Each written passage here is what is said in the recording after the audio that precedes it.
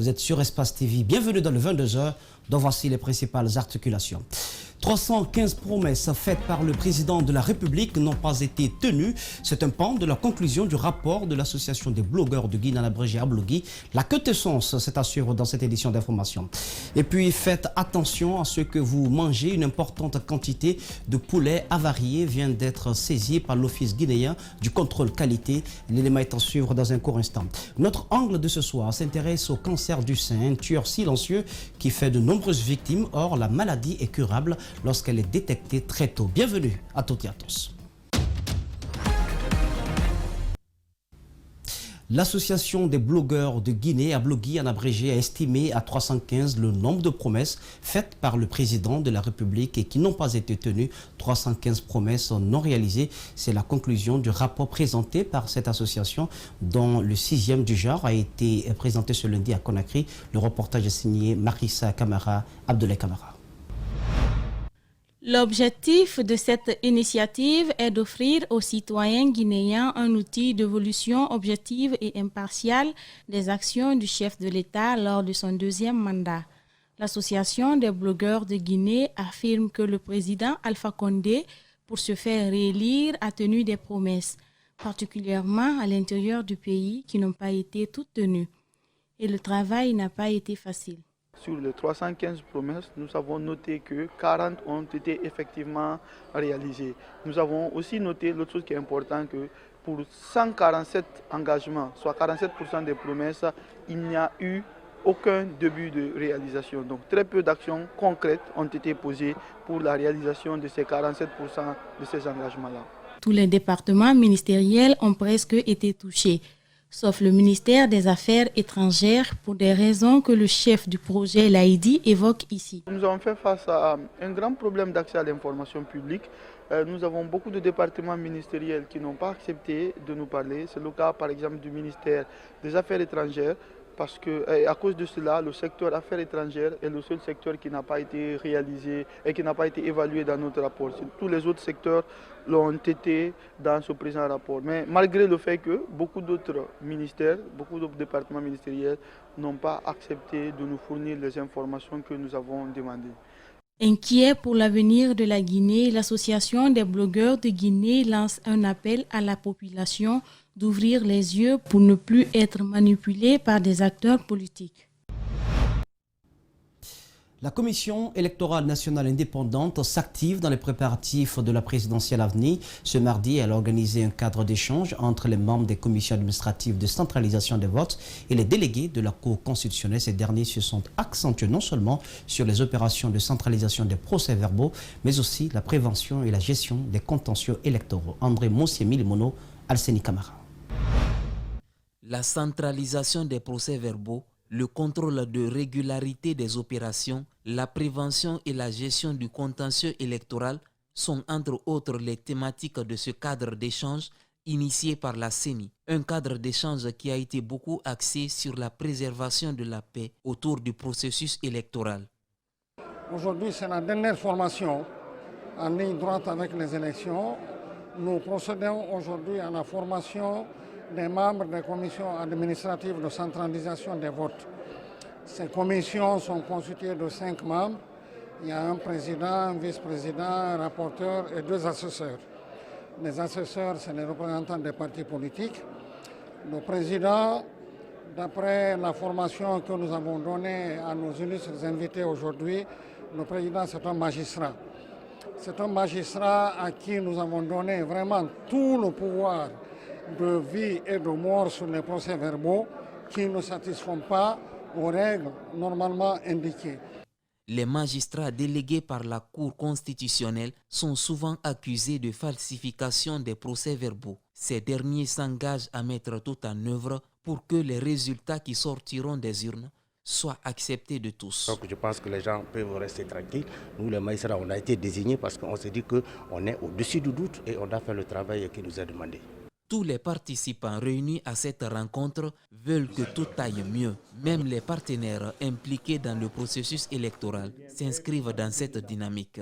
Et l'appel donc, c'est qu'il faut que chacun joue pleinement son rôle sur le terrain, mais dans l'esprit vraiment de la loi et de nos textes pour pouvoir résoudre les conflits électoraux. Selon le porte-parole de la CENI, seules les commissions administratives de centralisation des votes sont chargées de la centralisation des procès-verbaux. Les résultats provisoires sont diffusés 72 heures après réception du dernier PV. Cependant, aucun citoyen n'a droit de proclamer un quelconque résultat, conclut-il. C'était donc à l'instant André Moussier-Milimono. Le collectif des femmes leaders de la société civile et des partis politiques a rencontré ce mardi à Conakry la coalition des femmes des organisations de la société civile. L'objectif était d'inviter la CONASOC à s'impliquer davantage dans la lutte contre l'instrumentalisation des conducteurs de mototaxi. Rosaline Gotomonomo, Ibrahima Souri Kamara. Non à la manipulation des conducteurs de mototaxi dans les manifestations de rue. Tel est le plaidoyer que fait le collectif des femmes leaders de la société civile et des partis politiques. Elle demande l'implication de la CONASOC pour la lutte contre cette problématique.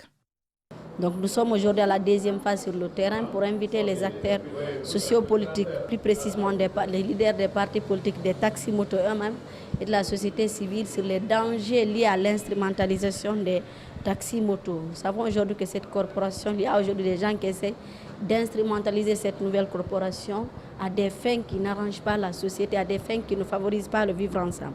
Donc nous sommes là pour inviter les acteurs de la société civile à mener des actions, à mener des démarches pour que nous puissions sensibiliser, conscientiser la corporation pour que cette instrumentalisation arrête, pour que la corporation ne puisse servir la société que dans le bon sens. Le président de la CONASOC, au nom de ses membres, s'engage à accompagner le collectif des femmes leaders dans leur requête. En tant que société civile, notre mission principale, c'est surtout la sensibilisation.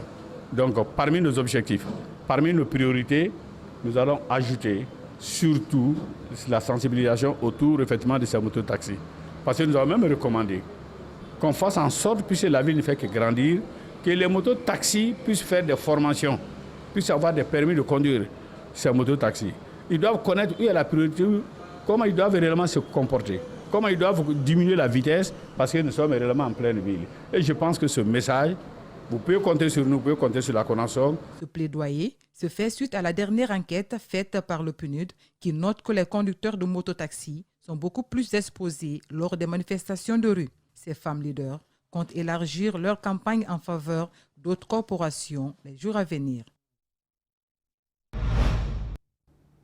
Pendant ce temps, les nouvelles forces démocratiques n'ont pas pu tenir le meeting de soutien au RPG Arc-en-Ciel ce mardi. Le siège du dit parti, le parti donc dont le ministre de la Jeunesse Mocta Diallo est le président, a été caillassé par des jeunes en furie. Bilan, des blessés et quelques dégâts matériels au siège de nouvelles forces démocratiques situé sur la route Le Prince. Une attaque qui s'ajoute à bien d'autres déjà subies par ce parti politique. Les responsables du dit parti index du doigt l'Union des forces démocratiques de Guinée. Alceni Barry commente les images d'Amara Alexila. C'est dans l'après-midi de ce mardi que le siège de NFD a reçu l'assaut des jeunes manifestants. D'abord, selon le parti allié au RPG Arc-en-Ciel, il ne leur a pas été permis de mettre l'effigie de leur candidat à côté de leur base. Ensuite, l'équipe de l'UFDG a installé sa sonorisation tout près de leur siège.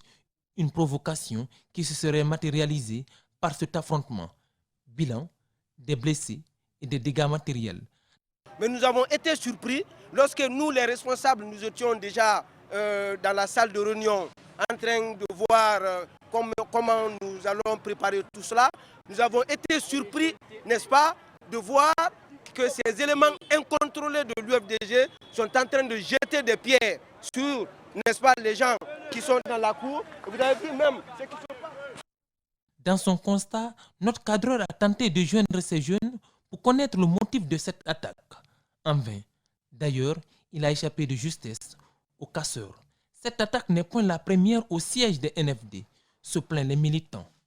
Depuis que nous avons quitté en alliance avec l'IFDG en 2018, les jeunes du quartier incités par l'IFDG nous agressent de façon progressive depuis 2018 jusqu'à nos jours.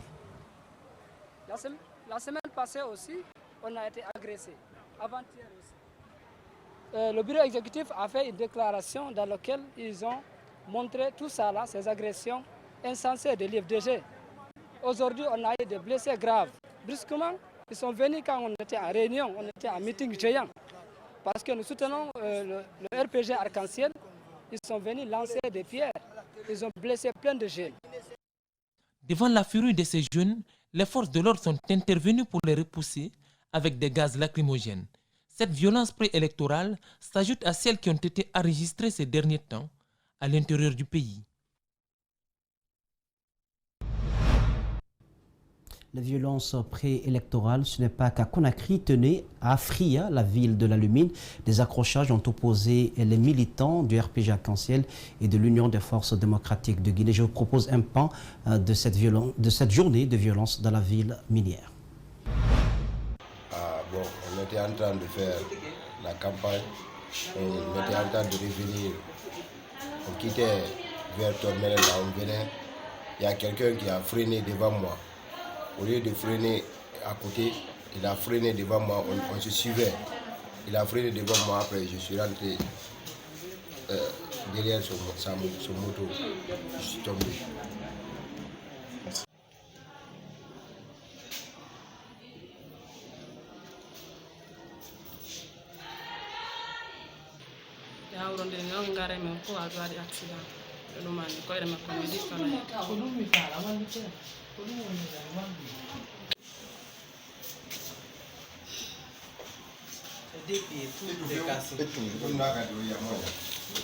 Non, c'est juste pied.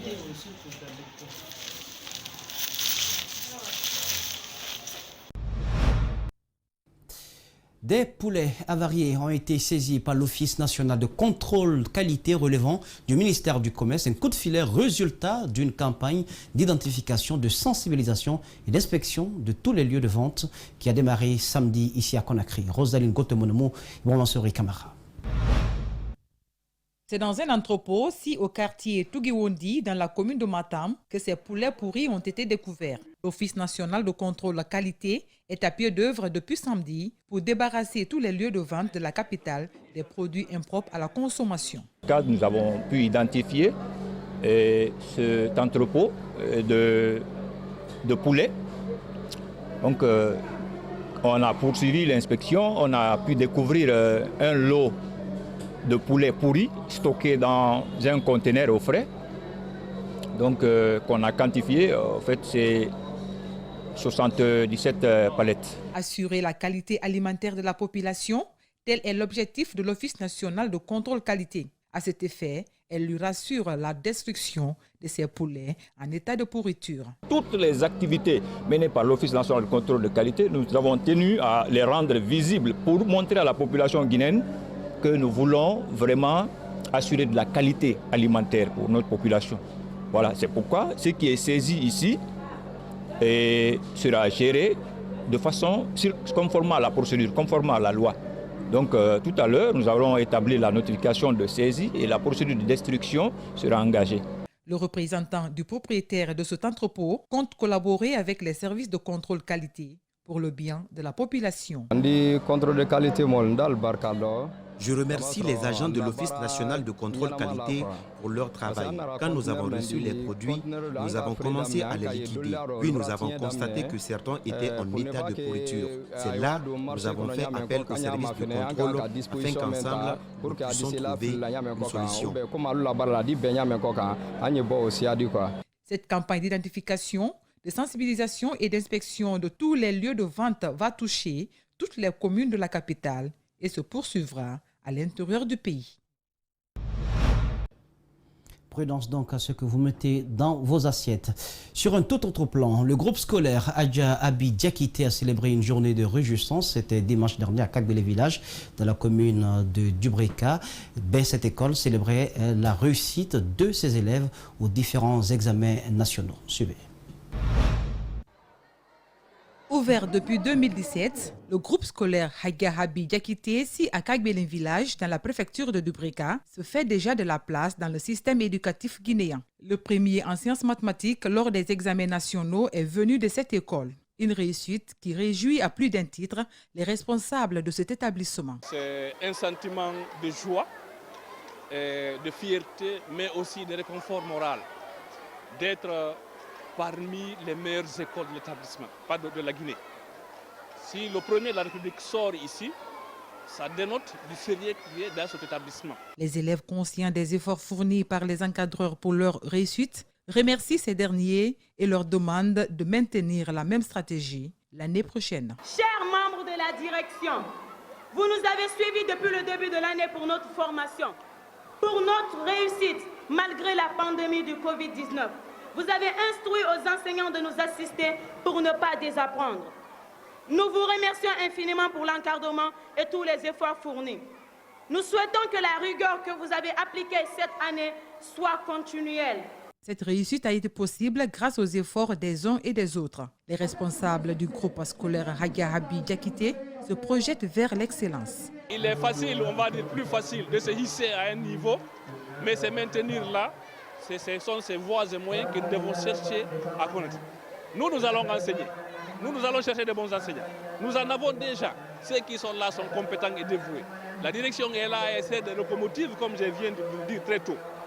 En tout cas, ici, à Hagia Habi Diakité, nous partons vers l'excellence et nous allons nous maintenir là. La direction du groupe scolaire Hagia Habi Diakité a récompensé des encadreurs de son établissement pour leur dévouement durant l'année scolaire.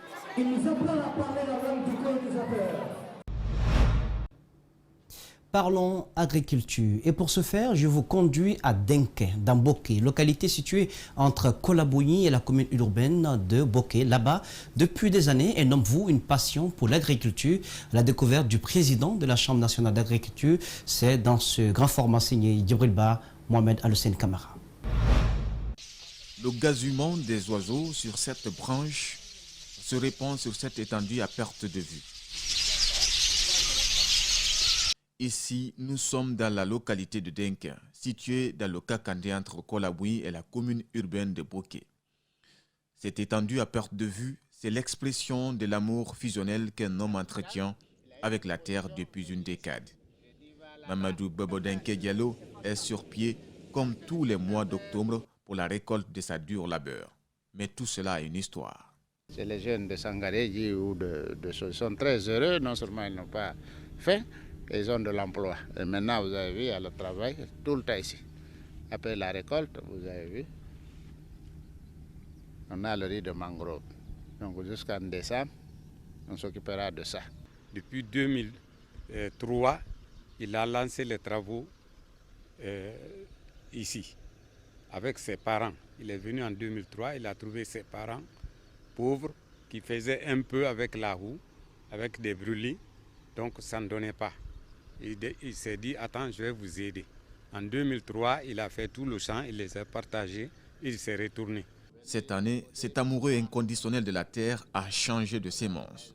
Sur ces sols, le travail ne consiste pas qu'à retourner dans tous les sens la terre. La pratique culturelle obéit à un processus. Quand il est revenu, il a trouvé que les gens n'ont pas pu suivre très bien les travaux. Donc il s'est dit, attends, c'est moi-même, je vais m'investir. En 2004, il est venu, il a labouré et il a mis tout en valeur. La Guinée, en dépit de tout son potentiel écologique, malgré les terres arables qui foisonnent dans chacune des régions naturelles du pays, peine à être autosuffisante, surtout dans le domaine du riz. Face à cette équation, Bobo Denke relativise. Dire pour que vous entendez, hein, comme c'était déjà la Côte d'Ivoire, hein, en riz. Cherchez à savoir combien ils produisent et combien de rizeries ils ont. Ils ont plus de rizeries que nous, fonctionnels. Mais on a plus de paddy que. Et le Mali avec l'aménagement, avec l'eau douce. C'est pas à dire ici, là, nous sommes le château d'eau, on n'a pas la maîtrise d'eau. Donc cela ne veut pas dire que toutes nos zones rizicultivables là sont favorables, on peut s'en sortir. Regardez ce qui s'est passé à Kounia. D'habitude, ce champ de riz peut donner jusqu'à 1200 tonnes de riz. Cette année, Bobo Denke est un tout petit peu partagé entre l'espoir et le désespoir. Son ingénieur aménagiste saisit le contexte et explique les raisons d'un rendement qui ne sera pas au rendez-vous, du moins comme les années précédentes. Vraiment 2015, 2016, 2017 jusqu'à 2018, 2019, ça donnait très bien. Mais vous n'avez pas grand espoir? Cette année, on n'a pas grand espoir. Pourquoi? Parce que les gens sont venus le couillonner pour lui donner des variétés de riz qui ne correspondent pas au terrain. L'opérateur économique a reçu plusieurs semences et les a utilisées. En attendant, Bobo Denke se met dans l'observation et n'exclut pas d'utiliser l'an prochain sa propre variété. Et beaucoup d'experts nous ont envoyé des variétés, c'est comme vous voyez de l'autre côté. Bien que j'avais des semences, j'ai acheté cette année plus de 60 tonnes de semences qu'il ici. Mais vous avez vu ce que ça a donné. L'année dernière, ça a bien donné. Maintenant, ici, cette année, je ne sais pas si c'est à cause de ces intrants ou c'est que je veux voir le résultat de Koundara. Parce que c'est les mêmes semences que j'ai utilisées à Koundara.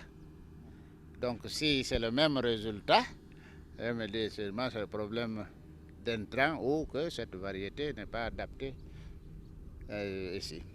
Les ingénieurs agronomes s'accordent pour dire que la récolte dépend de la variété de la semence. Dans ces conditions-là, les résultats seront meilleurs. Le sol a deux problèmes ici. Il y a une variété de type d'herbe qui nous fatigue. Il y a aussi l'oxyde de fer qui nous fatigue. Donc c'est le DAP qui corrige. Il promet commander le DAP pour mettre et combattre ce type d'herbe pour que, après le réaménagement, qu'on puisse trouver l'espoir qu'on escompté. De cette réalité découlent de nombreuses difficultés chez l'agriculteur Bobo Denke. Quelques années après avoir aménagé cette plaine de près de 400 hectares, il faut, dit-il, trouver des alternatives. Justement, comme je dis, il y avait un petit aménagement de base, vous avez vu les diguettes et tout, on cédait, mais on a prévu dès après la récolte là, de faire l'aménagement. L'agriculture dans cette partie est motorisée, mais l'irrigation reste une préoccupation même si des diguettes ont été installées. Mohamed n'a pas été à l'école, cependant il maîtrise bien le domaine relatif et relève des difficultés. Des fois, mon nom des fois, moi, des fois, Sonia qui n'a quoi. Des fois, moi, Alors Bobo ne lâche pas d'un iota, il est convaincu que c'est la terre qui paye. Il est également parti du constat que de nombreux hommes d'affaires avec lesquels il a commencé à labourer la terre ont abandonné la houe, mais lui, il ne compte pas en rester là. Il faut avouer que depuis le début jusqu'à maintenant, je n'ai pas calculé. Je ne note pas ce que je notais pas, ce que j'ai dépensé. Mais avec l'installation de la rizerie, on va tenir une bonne comptabilité maintenant pour savoir. Après la récolte, le transport, le séchage s'ensuit, mais avant, le riz passe dans ses fourneaux. L'opération est presque devenue une routine pour ces bonnes dames. Le travail quasi rudimentaire qu'elles effectuent aboutit à cette rizerie de dernière génération.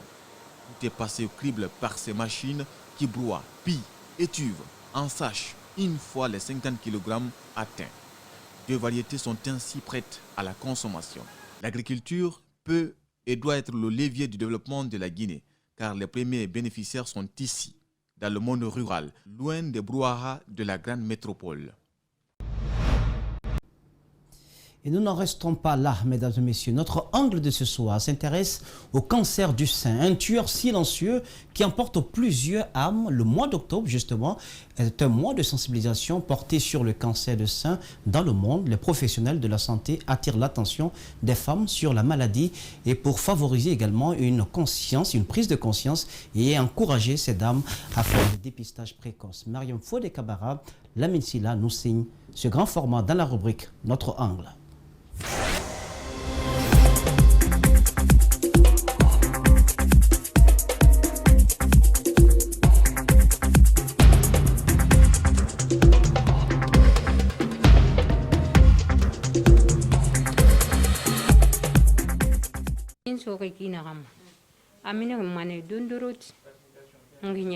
C'est une boule qui s'est présentée au début sur mon sein. J'ai montré à mon entourage. Certains m'ont dit qu'on m'a jeté un mauvais sort. J'ai commencé à chercher les médicaments traditionnels, mais ça n'a pas marché. Cette dame a voulu intervenir sous anonymat. Nous l'appelons Aïcha. Atteinte de cancer, elle a dû faire le tour des établissements sanitaires et centres de traitement traditionnels. Plus d'un an de souffrance sans vaincre la maladie.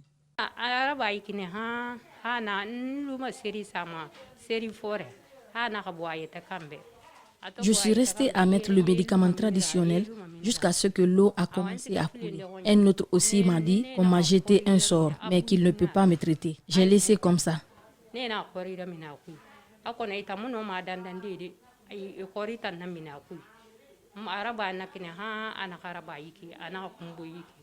Ce matin du 12 octobre, elle revient pour de nouveaux soins à l'hôpital Jean-Paul II.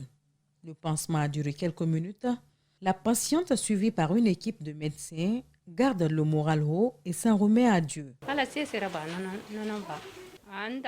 Mon mal, je le mets dans les mains de Dieu. Tout ce que Dieu fait est bon. Si je note pas ma robe, personne ne peut savoir ce que j'ai comme maladie.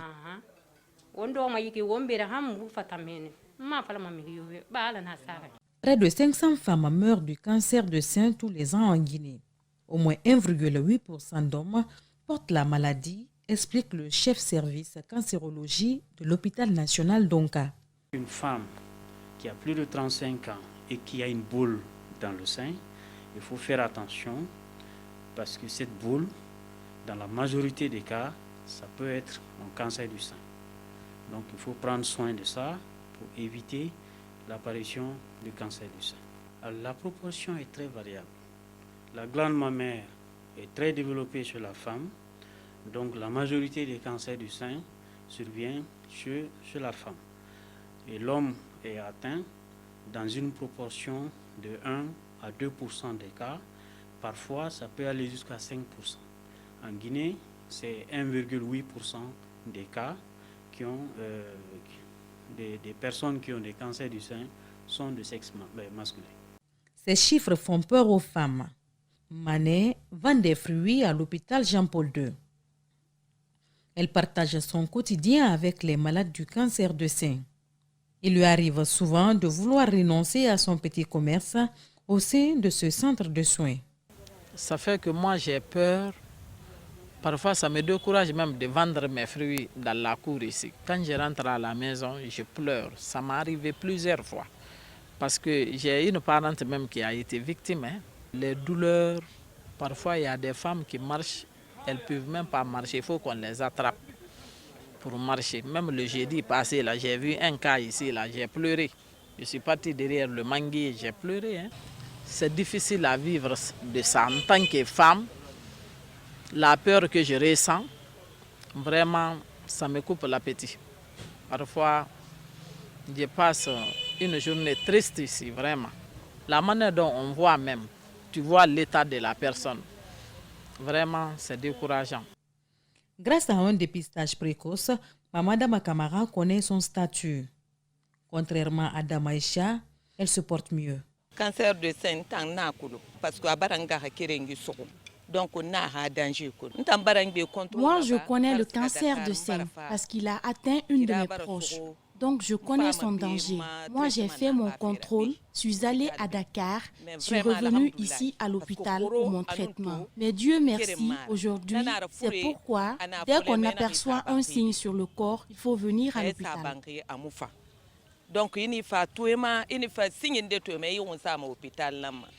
Les femmes sont plus exposées au cancer que les hommes. Ces femmes en sont conscientes. C'est pourquoi elles invitent leurs sœurs à prioriser l'hôpital et le gouvernement d'aider les patientes à accéder aux soins de qualité à moindre coût. Aujourd'hui, seulement pour le diagnostic, les malades sont obligés de débourser plus de 6 millions de francs guinéens. C'est pour cela, moi je demande au gouvernement d'aider, même s'il peut prendre une partie pour les patients, ça sera mieux aussi, quoi. Les femmes souffrent beaucoup de cette maladie. La femme doit se faire contrôler chaque fois parce que nous, les femmes, nous sommes exposées à plusieurs maladies. Le cancer du sein est un ensemble de maladies caractérisées par une multiplication cellulaire désordonnée aux dépens des cellules de sein. Le dépistage précoce reste le principal moyen pour le combattre. Voilà, donc c'est à l'instant même le grand format signé Mariam Fodé Camara, Lamine Silla. C'est cet élément qui met fin à cette édition d'information. Merci de l'avoir suivi. Merci aux équipes techniques rédactionnelles. Je vous laisse en compagnie des échos de la campagne. Bonsoir chez vous.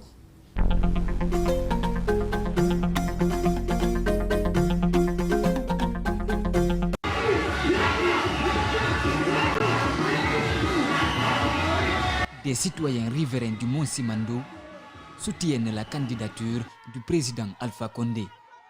Ils se sont regroupés autour du mouvement Simandou Denkoma. Le carnaval a démarré au Palais du Peuple ce samedi matin dans une grande ferveur. Direction Sékou Touréa.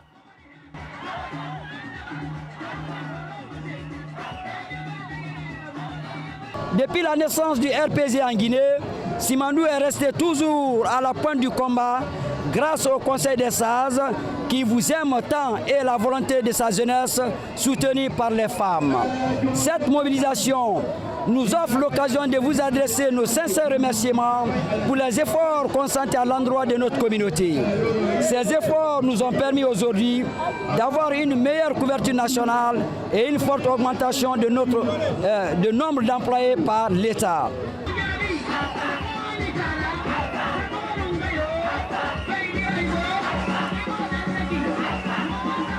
Très tôt le matin, cette colonne de minibus a sillonné des quartiers de Conakry pour mobiliser militants et sympathisants du RPG Arc-en-Ciel. Le président de la République est très proche de nous maintenant, Alpha Nato le Mohamed Massacre. Le projet d'exploitation du minerai de fer du Simandou par la société SMB détermine le choix de ses citoyens en faveur du candidat Alpha Condé. Monsieur le Président, la présence de la société SMB à Simandou est une immense joie pour nous les riverains de cette montagne. Nous ne serons terminés cette allocution sans lancer un appel solennel au peuple de Guinée en général et à la population de Simandou et amis de voter massivement pour la victoire d'un coup KO en faveur du professeur Alpha Condé. Le carnaval s'est déroulé sans incident. Le mouvement Simandou Denkoma appelle tous à voter massivement pour le candidat Alpha Condé le 18 octobre. À Kakoni, une commune rurale de Gawal, la décennie de gouvernance du président de la République, professeur Alpha Condé, est marquée par l'ouverture du point critique du col de Wonkou pour stopper les accidents de la circulation. Autre acquis, la réalisation de la maison des jeunes du centre d'accueil, sans oublier un lycée et un collège moderne. Pour renvoyer l'ascenseur à professeur Alpha Condé pour les réalisations dans leur localité, les populations de Kakoni répondent massivement à l'appel de la coordination régionale du RPG Arc-en-Ciel, conduite par un fils du terroir. Je leur ai transmis aussi le message du professeur Alpha Condé qui nous dit de ne pas nous venger si on nous provoque, d'essayer de mettre la balle à terre, d'être flexible, parce que le jour du vote, au soir du vote, c'est nous qui allons gagner parce que le RPG est implanté partout. Donc de sécuriser aussi les bureaux de vote. Notre champion va gagner ce jour. Pour cela, on ne doit pas faire des histoires. Au cours de ce meeting de Kakoni, les acquis de la gouvernance du professeur Alpha Condé sont magnifiés. Un projet de société qui met au cœur de ses interventions l'insertion des jeunes et l'autonomisation des femmes. Très contente et très surprise de cette grande mobilisation, mais peut-être aussi pas trop surprise parce que connaissant tous les efforts que le grand frère Selou Garaya a fait ici à Kakoni et à Gawal, donc cette mobilisation vient témoigner leur attachement au président. De Kakoni, direction Télémélé, où une marée jaune accueille la coordination régionale du RPG Arc-en-Ciel au Fouta. Ici, après le carnaval, les acquis sur le plan de l'implantation politique et des réalisations socio-économiques sont rappelés aux militants et sympathisants pour grossir les rangs lors de l'élection présidentielle du 18 octobre prochain. Pour qui connaît Télémélé dans les années précédentes, 2010, 2013, personne n'osait parler ici du RPG, du président Alpha Condé. Mais aujourd'hui, vous avez senti dans la ville la ferveur qui était là. Avec l'enthousiasme, tout le monde était là, décidé à soutenir le professeur Alpha Condé. L'une des raisons qui a mené ça, c'est que malgré que Télimilé souvent soit réticent au vote du président Alpha Condé, mais Alpha Condé pense à Télimilé. Télimilé a compris ce message pour dire qu'au fond du président Alpha Condé, il adore la population de Télimilé, il aime Télimilé. Raison pour laquelle aujourd'hui, il nous donne du bitume à Télimilé. Il nous donne de l'eau potable. Chacun a dans chez lui un robinet. Nous, on a la SEGA de Télimilé. Donc, on ne peut que s'en féliciter et prouver au président Alpha Condé, au lendemain du vote du 18 octobre, que ici, Télimilé, il aura ses voix et c'est des voix qui vont compter pour sa réélection pour le coup fatal dès au premier tour. À tous les niveaux, les militants ont été sensibilisés pour le respect scrupuleux des règles du jeu démocratique. Un fair-play permettant de réaliser sur toute l'étendue du territoire national une campagne et une élection sans violence. Les ressortissants de Kankan vivant à Conakry expriment leur soutien au candidat du RPG Arc-en-Ciel. Un choix qu'ils justifient par les nombreuses réalisations faites par Alpha Condé, notamment dans le domaine électrique, l'installation des MUFA, l'opérationnalisation de l'ANAFIC et l'ANIES. Il faut le laisser continuer pour achever ces œuvres-là, les 6 années qui suivent. Pourquoi? Parce qu'il a engagé de grands projets, des projets énergétiques, des projets miniers, des projets d'infrastructures scolaires dans tous les domaines d'activité économique et sociale du pays. La Guinée est une famille, poursuit-il, avant d'inviter au calme et à la retenue. Nous demandons à tout le monde, tous ceux qui ont cet esprit, qui veulent que la Guinée soit brûlée, vraiment ils n'ont qu'à essayer de reposer leur cœur. La Guinée, c'est Dieu qui nous a donné la Guinée. C'est un bien commun à nous tous. Nous voulons que la Guinée demeure et que les enfants de la Guinée soient le devenir de ce pays. Donc c'est pourquoi la coordination est venue pour remercier la préfecture de la Haute-Guinée pour la grande mobilisation qui vient de démontrer encore une fois de plus. Nous sommes très contents. Merci. À la veille du scrutin présidentiel, des mouvements de soutien se multiplient en faveur du président Alpha Condé. Désormais, tous les regards sont rivés sur la date du 18 octobre prochain. Le mouvement des élus et citoyens pour le développement soutient les idéaux du candidat du RPG Arc-en-Ciel. Le mouvement a entamé ce week-end une campagne de sensibilisation à l'endroit des militants et sympathisants du RPG Arc-en-Ciel au marché d'Anta dans la commune de Matoto. L'objectif du Missicode est d'inviter les militants du parti à retirer leur carte d'électeur et voter pour Alpha Condé. Pourquoi le choix du professeur Alpha Condé face à de multiples choix? Nous avons vu dans la réalité les actions qu'il a eu à poser dans le cadre du développement socio-économique de notre pays. Nul besoin de citer tout ce qu'il a eu à entreprendre. Les réalités sont là et la vision est très claire. Il n'est nul doute pour tout Guinéen que son Excellence le professeur Alpha Condé, il a été le choix dans le temps, il est le choix aujourd'hui et il sera le choix de tous les Guinéens dans les 6 années à venir. Le vice-gouverneur de la Banque centrale parraine cet événement. Il s'engage auprès des jeunes d'Anta Marché à donner le meilleur de lui pour que la commune de Matoto soit à la hauteur du combat. Il est parti de rien. Et aujourd'hui, il a fait beaucoup. D'autres pensent que c'est peu. Sur le plan des infrastructures, sur le plan de la réalisation des programmes de développement en faveur des femmes à travers les MUFA, en faveur des collectivités à l'intérieur du pays à travers l'ANAFIC et l'ANIES, et aujourd'hui à travers les MCE2 pour les jeunes, Alpha a beaucoup fait. Nous l'avons demandé de se porter candidat pour le premier mandat de la 4e République. Cette campagne de sensibilisation devrait se poursuivre dans d'autres quartiers de la commune de Matoto. Nous les avons demandé d'aller chercher leur carte d'électeur, mais aussi les demander de voter le candidat qui est le choix du peuple, le professeur Alpha Condé. Le drapeau du PADES vient perturber le sommet de la banderole du RPG Arc-en-Ciel. Cette visite de son leader prouve que le parti au pouvoir est déjà passé par là. Mais le rôle des sages est d'entendre tous les candidats en compétition. Le président du Parti des démocrates et de l'espoir passe son message et profite pour dénoncer le retard de la Guinée dans tous les secteurs du développement. Il s'offre un bain de foule avant de retrouver son lieu du meeting. Kindia, ville cosmopolite aux atouts économiques immenses, le candidat du PADES ambitionne d'enclencher un véritable élan du développement.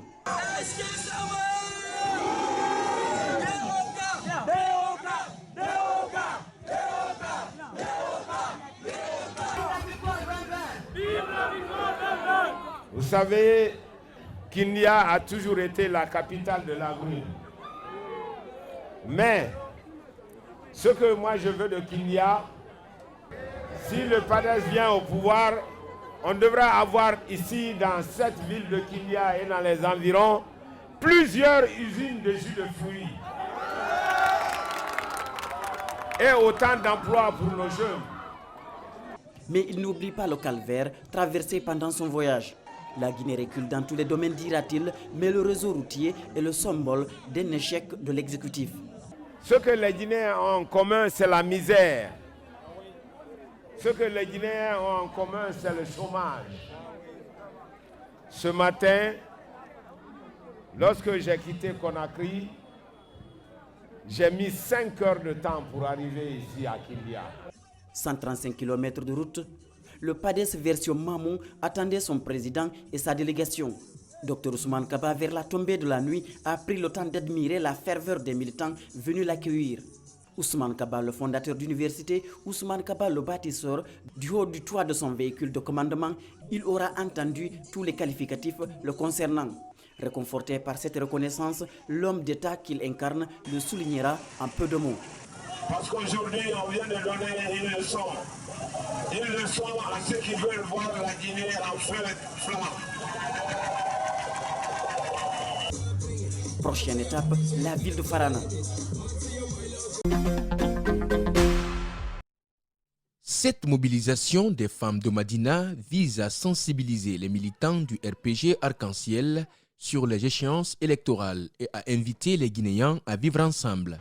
Devant une centaine de militants, tous habillés en jaune, c'est une initiative de l'opérateur économique Elhadji Mamadou Diallo qui soutient la candidature du président Alpha Condé.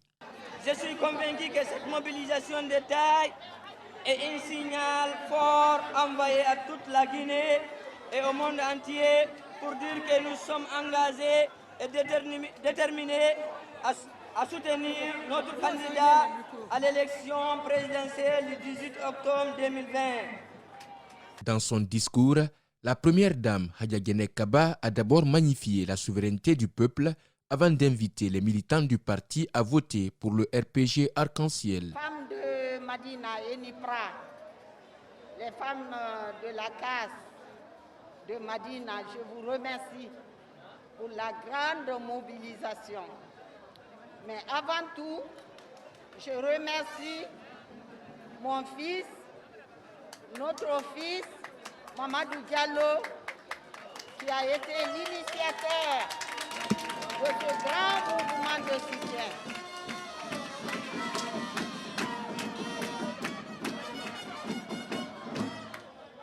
Monsieur Mamadou Diallo, je vais l'appeler comme ça, c'est un grand monsieur, est un exemple pour moi, un exemple que la jeunesse guinéenne doit suivre.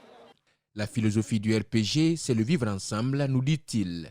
Il demande aux militants du parti de ne pas répondre aux provocations, cultiver la paix et l'amitié entre les fils de la Guinée étaient les messages véhiculés au cours de la cérémonie. Que le président Alpha Condé, à travers la première dame, sollicite notre suffrage pour lui permettre d'apporter le bonheur et la prospérité dans toutes les familles guinéennes.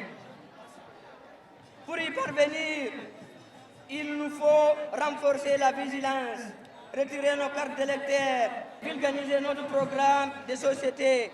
Cette campagne de sensibilisation devrait se poursuivre dans d'autres quartiers de la commune.